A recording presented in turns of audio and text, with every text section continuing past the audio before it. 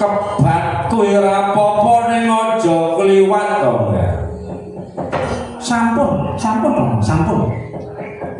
Mboten usah dipun rembak malih. Tinimbang kula namung dados lilit anggenipun Rama Prabu piyambak ingkang badhe anukup amengku Dewi Sri.